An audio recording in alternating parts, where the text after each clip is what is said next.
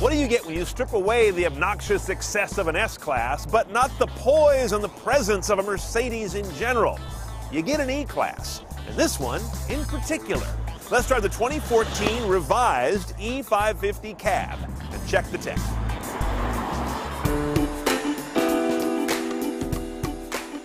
Now, the main thing I like about the E is that it's part of the new look of Mercedes cabins. This is a much flatter, sharper, a little more cornered off sort of a dash design. I'm making a point of this because this is a car that's trying to print younger, hence that more aggressive face. Now, our car's got navigation, that's optional. Our car's got a backup camera, that's optional. We'll go over the pricing at the end of the piece, but not everything you see here is included, even at the fairly lofty base price.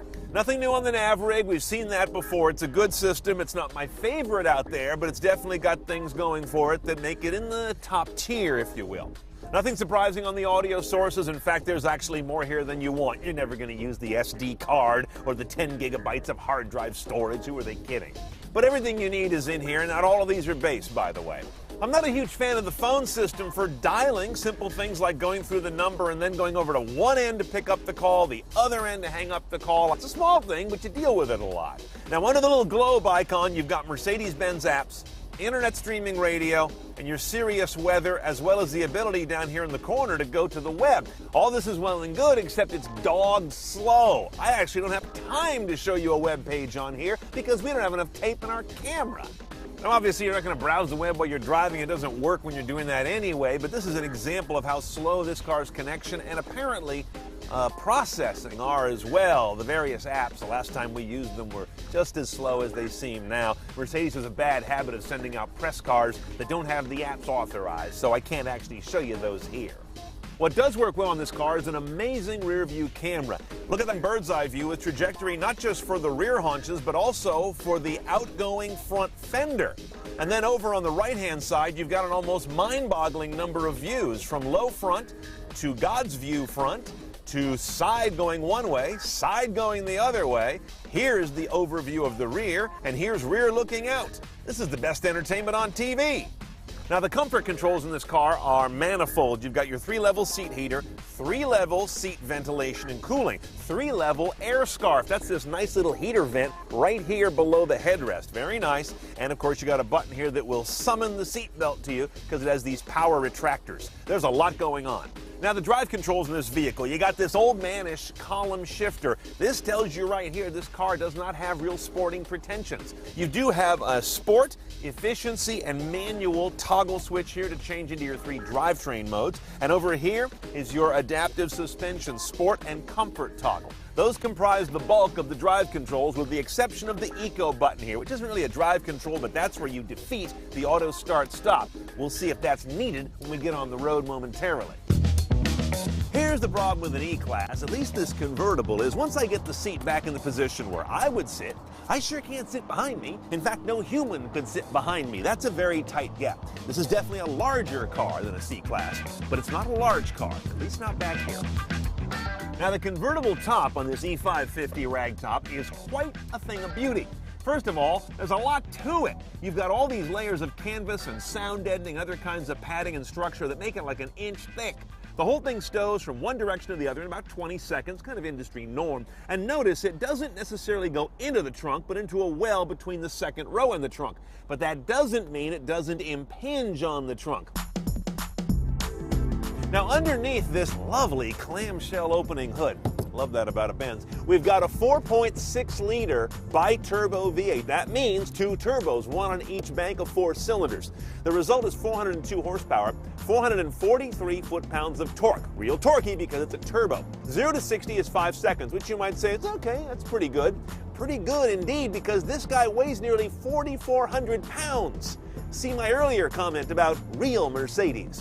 7-speed automatic's your only transmission choice. We're talking rear-wheel drive here. And the car gets 1726 mpg, which I suspect's a little bit optimistic, so this is not your most fuel-efficient car, but see 4,400 pounds and see 5.0. I've got the top down now, but when this car's top is up, I really think it's as quiet as a sedan. It's pretty impressive. When you have the top down like I do, you really feel good about how they've managed the airflow over the top. It's really calm. And this air scarf dealio behind your neck, it's a great thing. I hate to get too excited about something silly, but it's silly and great. The power on this car is prodigious, not just how much there is, but how it really breathes well once you tap into it. And once you get into that power, whoosh, off you go. The downside is you've got turbo lag, you've got computerized throttle lag, and this 7-speed is silky, not sharp. The blind spot and lane departure tech are interesting. Sometimes it'll catch you drifting off the side of the road and yaw brake you hard back into the lane like that. Other times, though, when I'm in Distronic cruise control and it wants to just take me down the lane, it's so subtle it almost lets me drift out of the lane. Okay, lights turning green, lift off the throttle and get right on it. Let's see how it does. That was a quick restart. It took just that long, as you could see in my pause, and it also didn't rattle the whole car. But that said, I'm still not a big fan of auto start stop. Not yet. This is as good as it gets, but they still haven't got it smooth enough for me, so I disable it. What I'm also noticing in this car, as I've driven it over the last few days, is I've got some cowl shake. You can always tell because the mirror, the rear view mirror here, kind of does this. It kind of goes back and forth sideways on a chunky road. I'm surprised to see that in a car this day and age, engineered in 2014.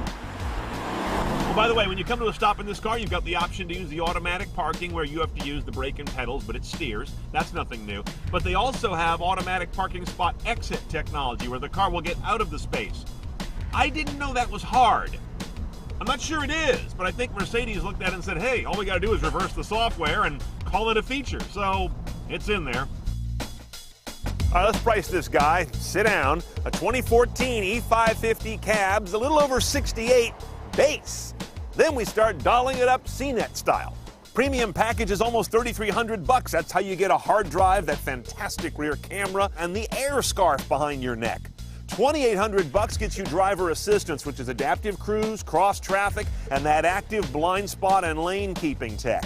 For $1,500, you can get LED headlights and smart high beams. Almost $1,300 for parking assist, which includes getting in the spot, but also getting help getting out of it. Then come services. Embrace is $280 a year for a telematics app. Another $20 a month gets you concierge, speed alerts, and location-based traffic, and $14 more per month if you want the apps to work. While you're at it, get the drive kit for your iPhone. $600 gives you a unique iPhone-specific interface, and if you have absolutely no self-esteem, another $500 more will get you an illuminated star on the grille. All in, we're just over 78 grand for a car that really only holds 2 people and barely enough of their luggage to go away for the weekend. So this is really one of the nicest second cars that the well-heeled can afford. Think of it as sort of a tender to go with your S-Class yacht. But I am unmitigatedly in love with it because it has real Mercedes DNA in a package that is livable and definitely memorable.